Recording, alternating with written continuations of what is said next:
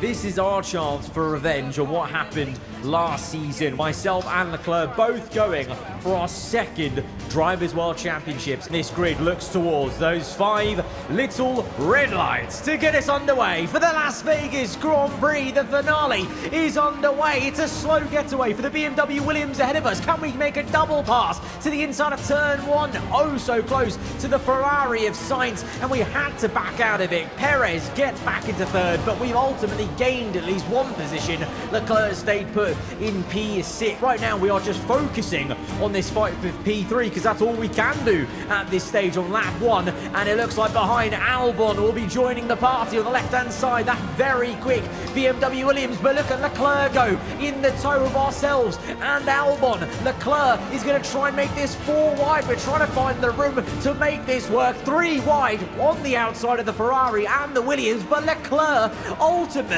slices through the middle of us and he's up into 3rd place. It's a wonderful move for our championship rival as the 2 race leaders are neck and neck onto lap 2. We're coming back at Leclerc on the outside, nearly wheel to wheel, but Leclerc does really well on the inside line and is annoying us to no end there as we have to back off because our nose nearly tapped his rear tyre. That could have been a bit awkward. Instead, we'll tuck in for this slipstream. DRS. Leclerc squeezes us close to the wall, but we're through on the right-hand side. But Leclerc will pounce back through and he's made contact with us. Leclerc subtly swipes across us in the brake zone. He broke so much later than us, but was the squeeze really needed from him in the brake zone? I think that maybe just shows the tension in the air. Now, lap 20, 5 laps to go. We're right on the back of Albon, and we can try and go for 3rd, maybe even 2nd place. Technically, we could still be fine with winning the championship like this, finishing P4, Leclerc P5, 2 points for, P4 to P5, plus the fastest lap point. But I just want to make certain, because remember, last season, Abu Dhabi, it went down to the absolute wire, and it was out of our hands. Hamilton was winning that race, and he was the reason why we didn't win the championship in Abu Dhabi. So I want to control the narrative. I want this championship to be in my hands today. So we're still going for that extra spot. So there is no doubt of us winning the championship by the time we come to the last lap of this Grand Prix. We once again overtake the McLaren of Lando Norris. We're into 3rd place, but the McLaren's pretty punchy through those final corners. Lando coming back at us a bit. Both of us harvesting a little bit of battery behind Albon. We're going to go defensive because the McLaren is all the way up in my mirrors, and Lando with a big dive bomb late on the brakes, and he's still committed to the inside. It's an incredible overtaking opportunity there for the McLaren, and he's shot through back into 3rd. We've both got DRS now, so it's a very equalized drag race down to the next right-hander. We're on the outside, so Lando can give us this squeeze, and squeeze he will as he's still there. We are neck and neck. Nothing to separate us two, and we're going to bang tyres into the next left-hander. Lando goes off circuit slightly. This is getting a little bit personal between 2 former F1 teammates from seasons 1 and 2. How much did we help this man in season 1 get his championship, and now he's maybe stopping us to comfortably feel like we're in charge of our 2nd one as we're still going at it. I can't believe we're banging tyres in so many different separate corners, how equalized we were in terms of the performances. We're on the 2nd last lap. Leclerc's in no man's land. Sainz will win this one. Ferrari will be the back-to-back Constructors World Champions, but who will be crowned the Drivers' Champion? Mathematically, maybe we can win the championship in this position, but I don't want to leave it to chance. I don't want to leave it to the maths. Let's just get this done. We use all our battery inches away from the wall and the McLaren, but we overtake Lando, and we are going to get this thing across the line. In 2027 here, we will become a 2-time Formula 1 champion driving a Toyota. Loading in after the Season 4 finale race with the #1 champion status feels pretty damn good, but it also means we now have a target on our back as we transition from the end of Season 4, the year 2027 in-game, to Season 5, the year 2028, and a brand new Formula 1 season. Everything gets reset to 0, and you go again. This time, though, we go as a double world champion. A double champion that doesn't really know truly what the future is going to be for this next season. I genuinely had no idea where this next season was going to go in terms of the story, because we had rejected so many secret meetings last season in order to get that 60% recognition. If you remember, the way to do that was to actually bat away, advances from various teams. We rejected BMW Williams, we rejected Aston Martin, Honda. So going into this contract event, I really didn't know what options I was going to have open to me for Season 5. And loading into team selection, the answer is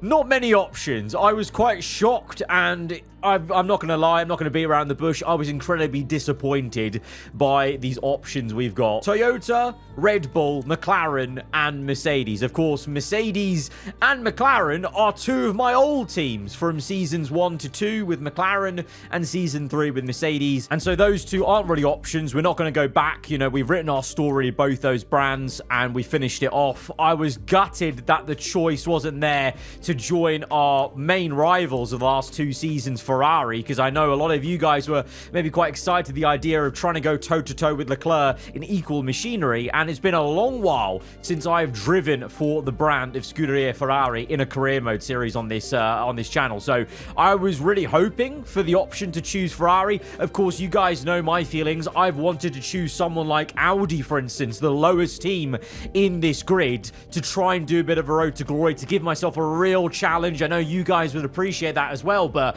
what can you do? These are literally the options I've got my hands tied behind my back with. Like, there is no way, there are no more mods on this current F1 game like there used to be with the older F1 games, where I can create something and fudge it and bod something together. These are literally the only options I've got with this exact career save file, which we've been writing since the very start of the game. So realistically, my only 2 options were staying with Toyota, or as you can see here, I was contemplating and looking at the Red Bull Ford team quite a fair bit, because, well, I mean, that equally, compared to the Ferrari challenge, that is also a major undertaking, because we would be going up against Max Verstappen, who even now, even though the Red Bull hasn't been fighting for the constructors the last 2 seasons, clearly the Red Bull car, when it wants to be, is still incredibly quick, and Verstappen's AI is still incredibly good on this game. It's not like he's dropped off in terms of his performances and focus and whatnot. So that would be a real challenge. It would also be a very interesting dynamic story-wise, going to the team that we had such a ferocious rivalry with in our very first debut year in Formula 1. I mean, we helped out Lando so much to get his Drivers' Championship versus Verstappen. Many seasons later, going to this team would be an incredible 180 of relations going on, but clearly they're open to it. Otherwise, they would not be an option for me to pick from. And although we weren't able to fight for a constructors title with Toyota because we won the drivers title, for me, I think we've done enough at that team. Our story's kind of complete. There's nothing really more to do there. There is no R&D reset, remember, going into this next season. So in my mind, if we stuck with them, it would unfortunately become a very boring next season of this career. And I want to give myself a challenge rather than taking the easy option. So we're going to go with Red Bull and go up against that near maxed out Toyota now that is going to be our rival. As an AI team now in a new season, maybe they will actually start to use that advantage in the R&D chart properly, like Tsunoda did in that one race at Brazil in the last season where he won the sprint to the full Grand Prix. And then obviously internally with this team, we have the battle versus a still very good Max Verstappen, who is, I think, the same rating as me in game, 97 rated. So this is a very, very strong and tasty lineup for a Red Bull Ford going into 2028. And of course, this means we do replace Lewis Hamilton going into this season. We'll see where he ends up. But first of all, this is the brand new calendar for this upcoming season. We're going to kick things off once again in Saudi Arabia before going down under to the Australian Grand Prix. Then we've got the return of the Japanese Grand Prix. After Toyota's success in Formula 1 last season, clearly the Japanese pull was too strong to keep Suzuka off the calendar for any longer, and it returns for this one. Then we have the European portion of the season with Canada mixed in the middle with Imola, Monaco, Canada, Spain, Austria, Great Britain, Hungary returns for the first time since season 1, I believe. I think a nice interesting difference there. Monaco without the barriers, Tyre wears high, that's going to be an interesting one. Spa and then Monza before we go to flyaways of Baku, Singapore. Then as a popular one in the comments below of the finale, a lot of you guys wanted to see Texas, the US GP return to the calendar, so you have your wishes. COTA is back in, and I thought I'd take the opportunity to do an interesting COTA to Brazil finale run-in. And so we have Sao Paulo as the final race of the season, which is a massive fan favorite, of course. In the dry can be really exciting, but there's always a chance of rain when you go to that race weekend, even in the game, so that'll be a really interesting one. Again, as I've said in the past, unfortunately, the modding tools we used to have for the Formula 1 games are no more, so we can't really customize the calendar like we used to for the last couple of F1 games, so we're kind of stuck with what you're able to do in the confines of the base game, and that's the best we could come up with, basically, is ending the season quite early on in terms of, you know, we can't have Portimao anymore on the calendar because you have to end at Brazil if you choose Brazil to be the ending one. It is what it is, unfortunately, but thankfully, at least the aesthetic modding is still very much available, and as we do every single season, moving to a new team, it means a new lick of paint for our in-game race helmet, and I gotta say, honestly, this actually came out so damn nice. I love the contrast of the blue and my base fluoro color, the Brawn GP Jensen Button colors nod, including also the little dragon tattoo designs on the back that comes straight from JB's race helmet design, and then incorporating the Red Bull logo at the front, taking inspiration from one of Sebastian Vettel's old Red Bull helmets, where instead of, you know, on the usual side, it's kind of brought forward a bit, so you can still see the aarava branding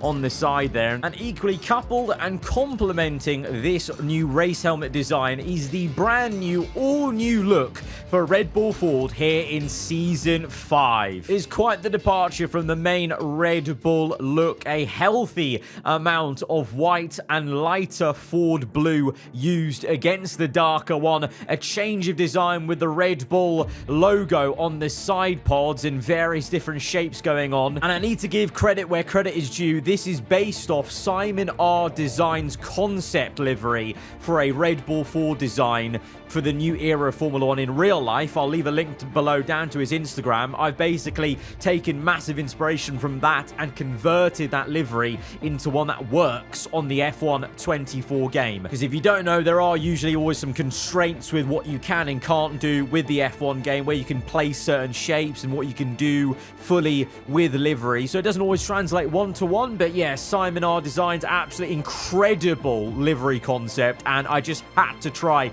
and recreate it for this upcoming season when I knew I was going to be driving for Red Bull Ford. And aside from the strikingly new car, of course, we've got an all-new teammate who's the same in-game rating as me, Max Verstappen. We know how quick he is in real life and in this game. He is going to be a ferocious teammate to go up against, but that's going to be the headache for Christian Horner, you know, to manage both of us and for the team to be able to handle both of us. And, you know, it's going to be weird because I am stepping into his team, even though we're the reigning champion. He is a multiple champion himself. It's not going to be easy to take the top spot, and we're going to have to maybe ruffle some feathers as we do it. And for sure, one of the main teams of concern for us is going to be the back-to-back reigning Constructors champions over at Scuderia Ferrari. I mean, unbelievable run of form as a team. We haven't ever seen this in real life, let alone the F1 games, for literally years and years. I cannot remember the last time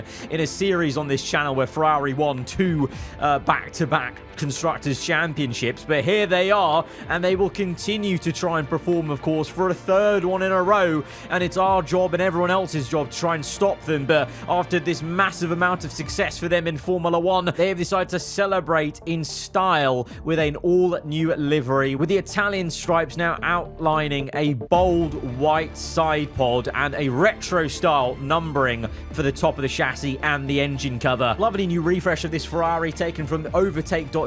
I'll leave a link down below in the description to the mod made by Manifold was here, and as was the case for the last 2 seasons, I think it's almost a guarantee, unless something really crazy happens, that Leclerc will be a main protagonist of this season once again. His AI driver just seems incredibly focused on this year's game in this career save specifically. The pace is there, the racecraft is there, and he'll want revenge on losing his 2nd World Championship chance to myself at the end of last season. We now move on to High-Tech GP, who still have Ollie Behrman and Logan Sargent donning that striking yellow livery, to couple with Behrman's investment into this team, into this project. Still links there to the Ferrari Driver Academy that Behrman is a part of, but as we saw last season, you know, very much in the finale episode, Behrman really trying to perform as much as he can, even to the detriment of the main Ferrari team, to show he's ready. Unfortunately, this game just doesn't think he is ready yet, and he's not seeing that transfer to the big leagues yet. So yes, there's stay put at High-Tech GP, but to be fair, they just seem to be improving. He is improving as a driver, so, you know, sky's the limit of what they can do maybe this season. Again, maybe ruffling some feathers, getting in the mixer for a couple of points, or maybe even trying to join, you know, the likes of BMW Williams and Cadillac at getting some podiums, dare I say even a win. Who knows? Who knows? Because we've seen some real surprises in this midfield fight. It's been incredibly close. And speaking of BMW Williams, that is a team that has had a big refresh. Shout out to Mark Felix, who I've been working with on quite a few of these liveries, obviously, for this series so far on this game, for the refresh here of the BMW Williams, now with the M Motorsport colours. It's still Albon and Ocon, but this pairing was a very good one, a very strong one. Clearly, when it's a track that is all about slipstream, drag, engine power, this team was there and they performed at, you know, Spa, getting that 1-2. Can they do more? Can they become a team that's good at places where you need some downforce? That's going to be the main question, because there still is a bit to go on R&D with this team, so that'll be the main thing for them. They'll be looking to improve in that area of the game, because if they do, this Williams team, I have no doubt, could go toe-to-toe consistently over the season with some of the top teams if they can actually get some downforce on that car and go well at other circuits like that. McLaren, after a season going with the chrome permanent livery, they move back to papaya, and it's monster McLaren once again for season 5, retaining Lando Norris and Sergio Perez. At one point, Lando looked like he might have been in the title fight again last season. Bit of a surprise really under the radar, because McLaren as a team weren't really looking that, you know, consistent or convincing at any point, really. And to be fair, a lot of Lando's points came from maybe some of the simulated races and just, you know, quite consistent work with podiums and P4s. So it's a big question mark, really, where McLaren are going to sit, especially with a more competitive BMW Williams and a more competitive Haas Cadillac, which was another team that surprised us in Season 4 with a 1-2. Can they build upon that? Can they go for more? Can they go for, you know, higher points more often than not with Piastri and Hülkenberg? A real strong pairing in the game, and if it was in real life as well. You know, I think Haas, maybe more so than Williams, have more to gain this season with R&D, because it seems like they don't have one massive strength. They just seem to have just those races where things seem to click, so they just need a bit more overall performance, which I think was the same thing with us at Toyota when we went to them. It's a new lick of pain for Aston Martin Honda in Season 5, retaining Fernando Alonso and Lance Stroll. Again, this livery coming from Manifold is his mod on overtake.gg. Both of these really complementing the season really well. A nice new, you know, load of white for the Honda essence and the, you know, accents of red.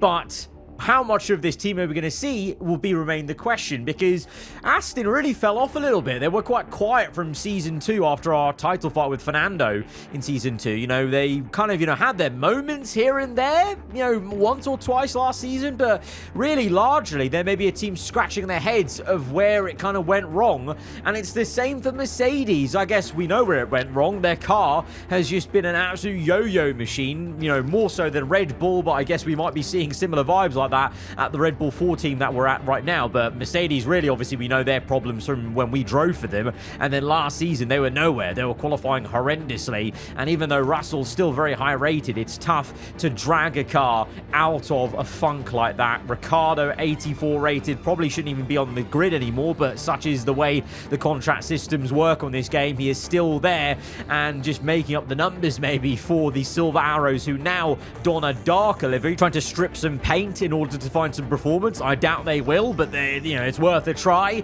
And another team maybe looking for a lot of performance is Audi. I mean, I'm so upset that this team really hasn't done much in this series so far. We've changed Kick Sauber to Audi, obviously, from 2026, but because this team has never seen better drivers than what Kick Sauber had, I've always felt like on the F1 game, when a team gets better drivers, they actually in turn then upgrade more, and they do actually start to improve. But this team has never got that chance because of the lack of transfer mods we can do, myself, and then also the lack of actual natural mods coming, and obviously then the lack of natural transfers that come from the game. So this Audi team really a big victim of the lack of transfers in this game, and clearly, as you can tell now, in this season, because there's only been 2 driver transfers, and it's basically a straight swap. I went to Red Bull, and Lewis Hamilton, as you can deduce now, has gone the other way to Toyota, which at least that is quite exciting. That's at least something, because it means now